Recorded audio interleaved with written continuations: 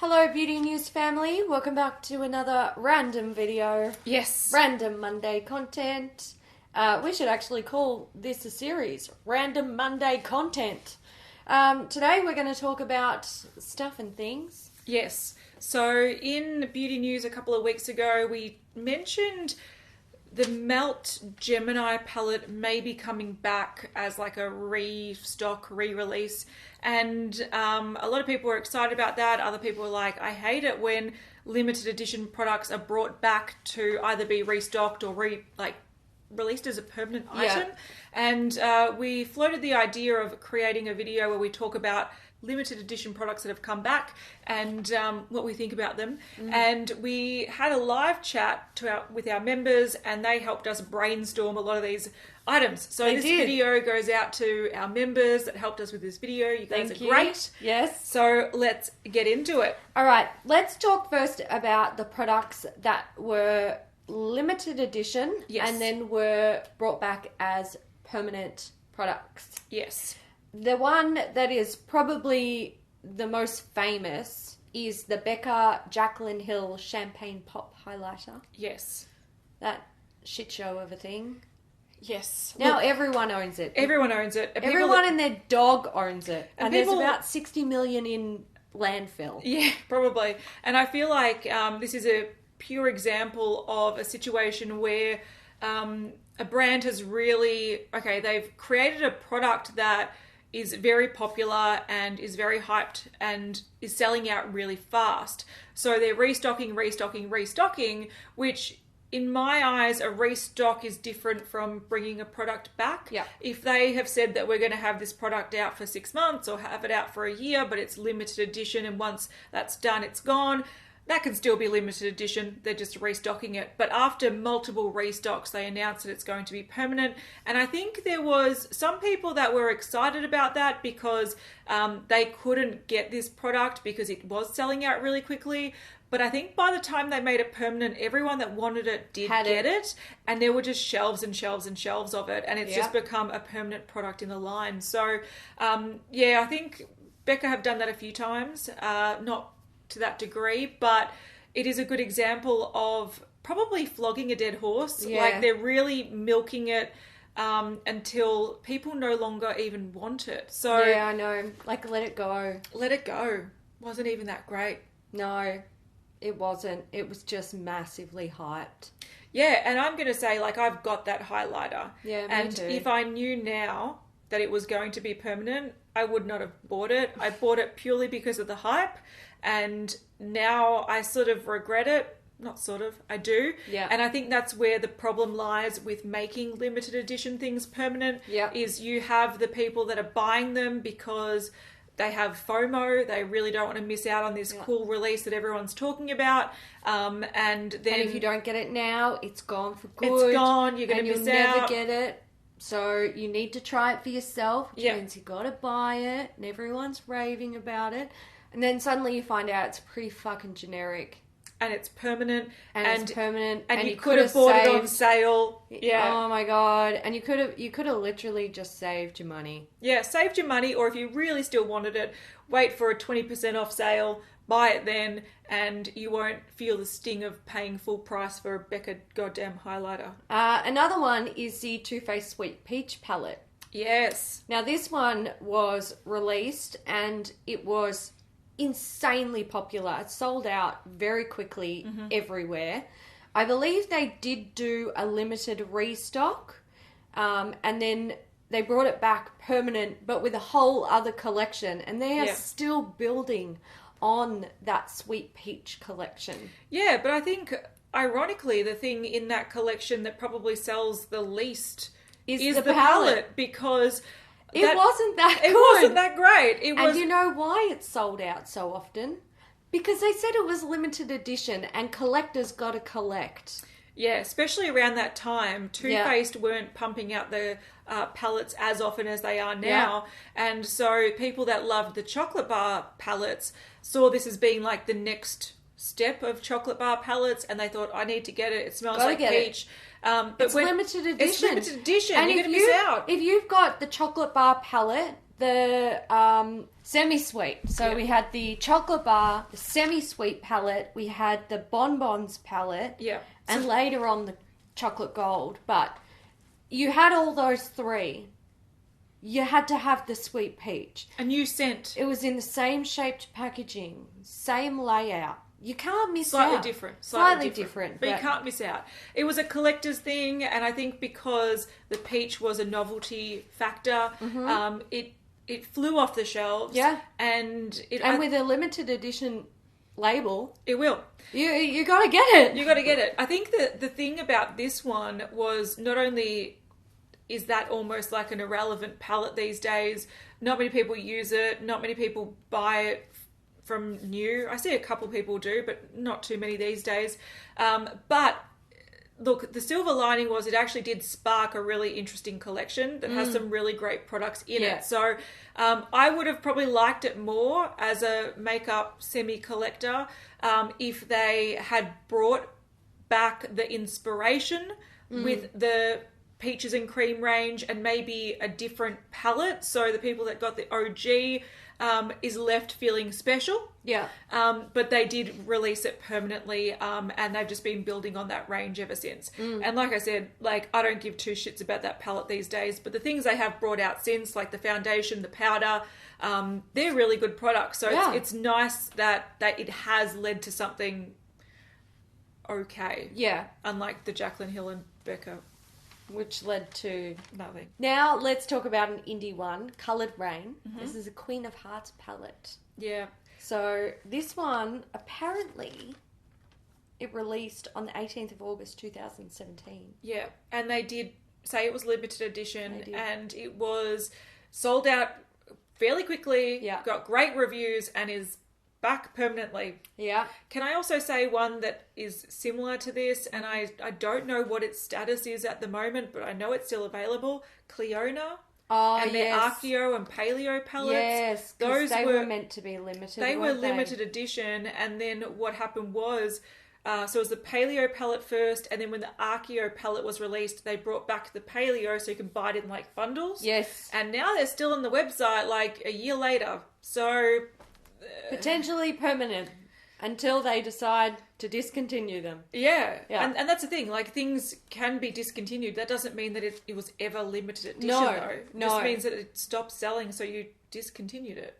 Limited edition is like, we are having a limited run. We have 20,000 units. We have 500,000 units. We have 2 million units, and once it's gone, it's gone. Or it could be it's out for a limited time. Yes. So we're stocking it and restocking it for 6 months. 6 months, yeah. Or during spring, and once it's gone, like once it's hit that time, we're discounting the rest and we're moving on to the next thing. So, you know, there are two elements, but I think in the truest form, a limited edition product is one that's had its run, they've ordered a certain amount of it, and once it's sold, it's sold.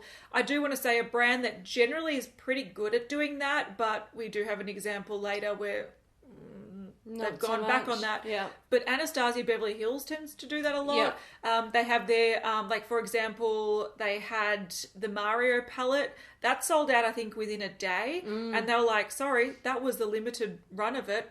It's gone.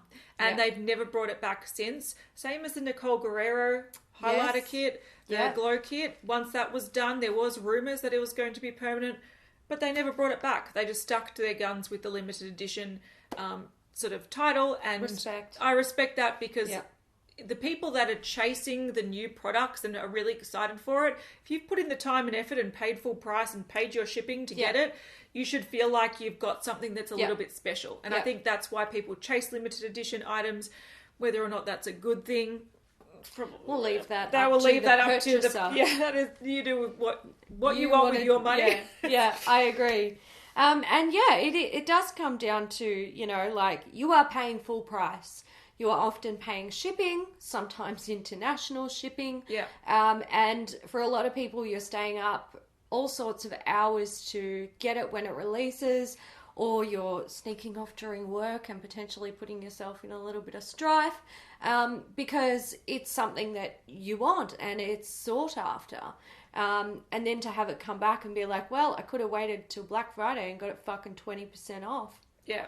It's difficult. That's the hard thing about it. Annoying. Yeah. A few more. Geoffrey Star liquid lipsticks. Mm-hmm. Now, what he usually does is he'll like do a limited run of lipstick colours, liquid lipstick colours, and the really popular ones he brings back. Yeah, so these are like, seasonal releases, like holiday releases or summer releases.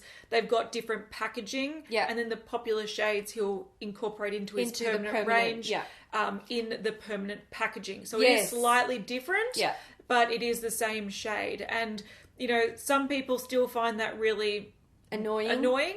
But if you bought it during a holiday or a summer release and it does have limited packaging, you got lucky. You do. And also, it is feasible that with these products, you could use it up and then want to repurchase the shade. So if it's a really popular shade, it does make sense to incorporate it into the permanent range for people to repurchase down the track. And I think that the saving grace for that is the different packaging. Yeah. And that's the same as the next one, which is MAC. And this is the Whisper of Guilt highlighter. This came out a few years ago, and it was actually one of the first blinding highlighters that people spoke about. This was before Jaclyn Hill with their Becca highlighter. This was one of the first really intense highlighters because, believe it or not, about 7 years ago, highlighting was not a trend. It was a thing that sometimes people did, but mainly it was matte faces or glowy blushes. So the popular highlighters that came out as being quite intense ones, like MAC Whisper of Guilt was a limited edition product in a collection. They brought it out in a few collections over the years, repackaged in little palettes and in little duos. But they've recently, or in the last year or so, brought it out in their permanent range. So that's one that, once again, it's a little bit different because if you had the limited edition packaging or the original release, it does look very different to the one that you can buy now. Yeah. But if you did get it thinking it was extra special, look, at least you got the packaging. And I'm going to say this about holiday releases from MAC.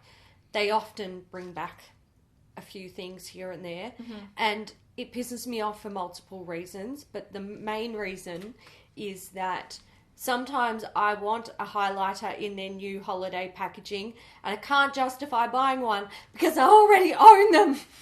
That's true, actually. Sometimes it's a flip. They sometimes they repackage permanent items in their limited edition holiday collections and you're like, damn it, I already got that one. Why are you doing that to me? Yeah. I want the sparkly packaging. I don't want your ugly friggin' satin black packaging. Keep it. Give me the sparkles.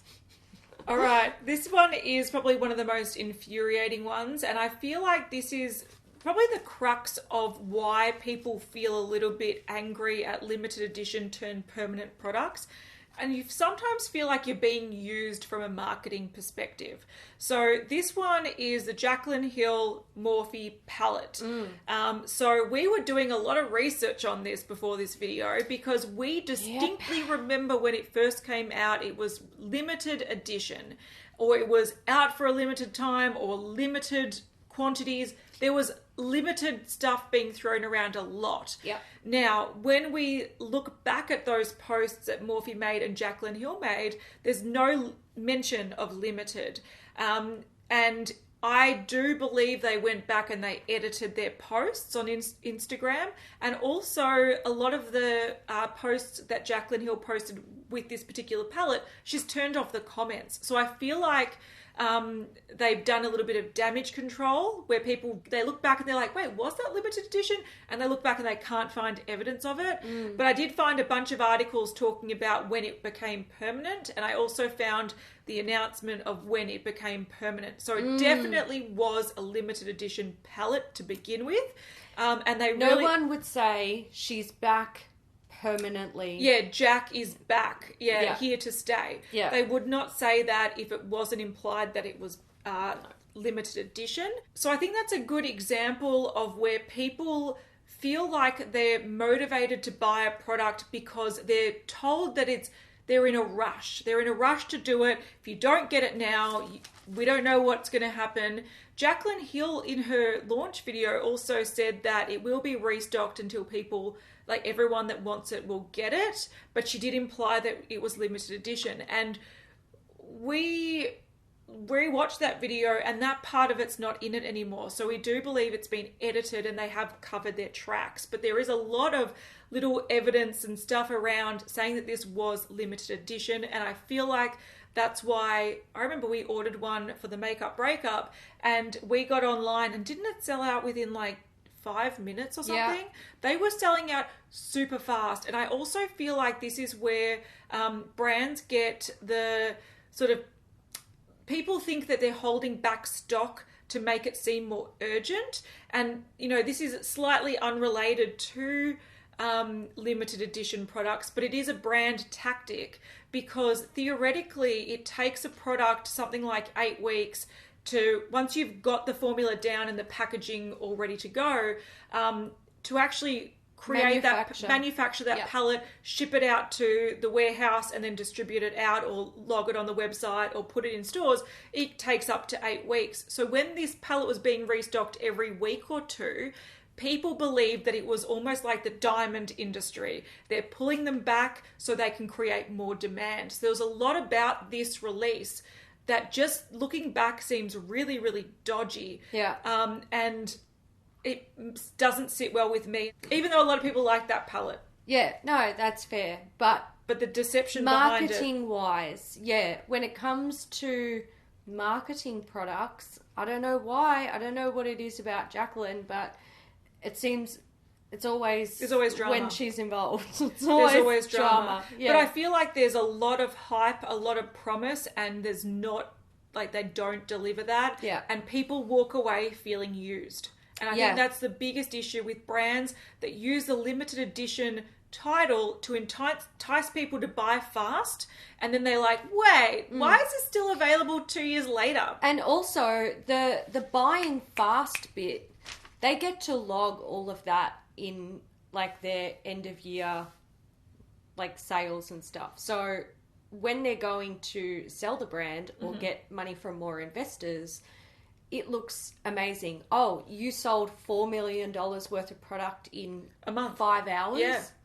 You sold, 200,000 units in a day. Like, it looks great. Yeah. It looks great for them. But if the palette came out and people were like, this is going to be out forever, guys, no rush. This is permanent. Get it whenever you want. Natacha Denona. Lila and Sunset palette. This one's a funny one though because there are mixed reviews or mixed opinions on whether or not this was ever limited edition. Yeah. And once again, this could have been that Natacha Denona went back and edited all her posts that said it was limited edition, but there was one image I found on Sephora that claimed it was limited edition, but everything else I've seen says that it was permanent. Yeah. But I know that the consumers buying it believed it was limited edition. So I don't know, once again, if the brand was manipulating people or it was just a miscommunication. But there are a lot of people that were surprised when they saw these palettes re-emerge 6 months later, a year later in a restock. And people were like, wait, I bought that and that's an expensive palette and I thought that's gone forever. Yeah. But now they're still on the website years and years later.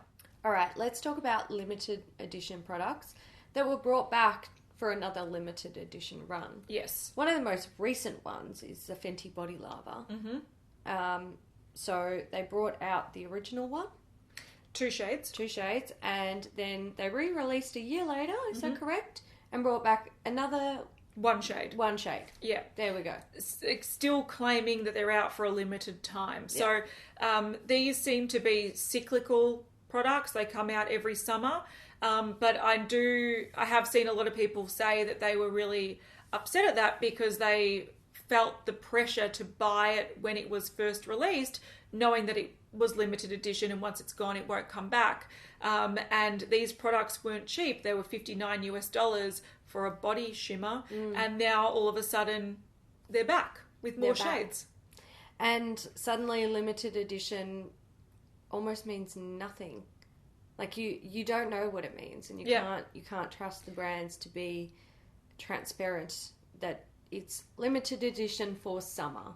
Yes, and if a brand said this is going to be released every single summer, I don't think people would rush out to buy it. They'd say, I've still got 3/4 of a bottle. That's going to last me 3 more years. Yeah. I'll buy it in 3 years. In 3 years. Yeah. So I feel like, once again, it's very smart marketing and people feel a little bit hard done by. Yeah. Anastasia Beverly Hills and Embrazy. Yeah. This is the one time they did it.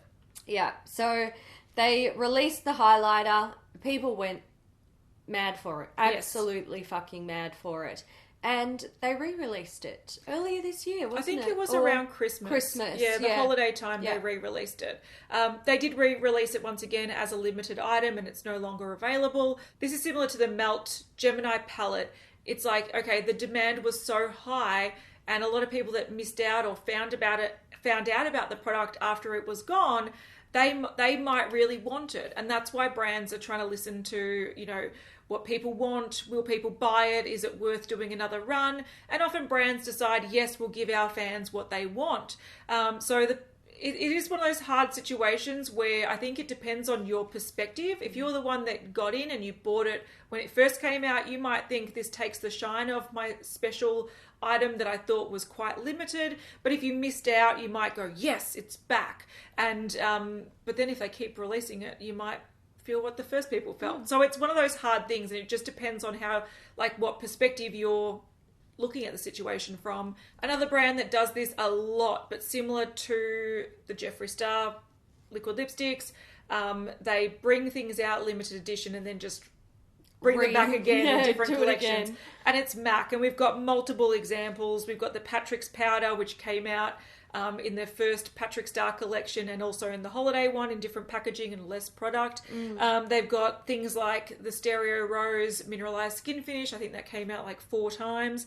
MAC Oh Darling Highlighter has come out multiple times. The Dazzle Shadows only recently were re-released, even though they were out just 6 months ago in Christmas. So MAC are notorious for re-releasing and repackaging existing limited edition products. Another brand that brought back a limited edition holiday collection years after it came out was Lorac. So they had the Lorac Mega Pro, and then they had the Mega Pro 2, the 3, and I believe the 4. Yeah, I think they did 4 I think they stopped after 4, but around the Mega Pro 3, which was probably the least popular one, I think it was, they started bringing back, recreating the first 2 to entice people to buy more. Yeah. And finish off the collection. Yeah. You can buy this one because now you can buy the first one that you missed out on.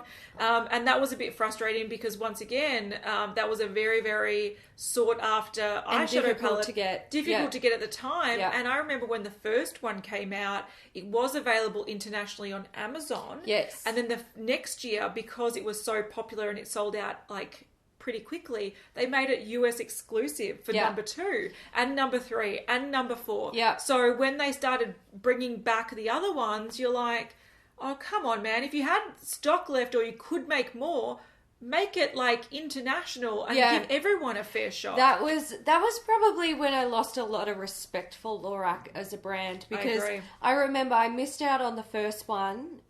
It sold out before I could get it. Number 2, I had to have shipped from overseas with a parcel forwarding and it cost service. A lot of money. It cost an absolute bomb. I'm still paying for it. I'm still angry about that. Number 3, I think... We got a friend who went overseas. That's she right. picked it up for us. And number 4, I think... We were sent from a subscriber. Yes. Yeah. And then they bring it back and suddenly it's on sale for fucking 20%. And I'm like, and I don't have to bother paying international shipping because I can now get it in an Australian stockist. Yeah. And it's just like, it takes the shine of... All right, let's talk about some things that were brought back due to a formula change. Yeah, so they were discontinued and then surprise they're back and they're better than they were before. Well, that's questionable. Yeah. Now, one of them was actually the Natacha Denona Sunset palette. So from what I remember, it was a limited edition palette, and they released it, and it sold out, and people were a bit like, what? And then they restocked, and they celebrated the restock, and Yeah. then they bought it, and it sold out. Mm-hmm. And then they re-released it with a formula change. And I heard that it wasn't as good. Yeah. I don't know. Seriously, I don't even understand. Like, what you doing, Natacha? Yeah. Another brand that has done this that we've spoken about already, but it's not so much a formula change. It was a Jaclyn Hill when she brought out the palette, and it was a cardboard piece of shit with the... you had to look at the sheet to see the names. Yeah. I think it was originally cardboard matte and really grubby, and then they either made it shiny... I think they made it glossy. Glossy, and then they put the shade names underneath or on the I think back. it was on the inside of the... Yeah, they made Something. it better. So for the people that bought the first rounds You and got had the crappy one. the crappy palette, you could have just waited, taken your time, saved up your money, waited for a sale, and actually got a better product.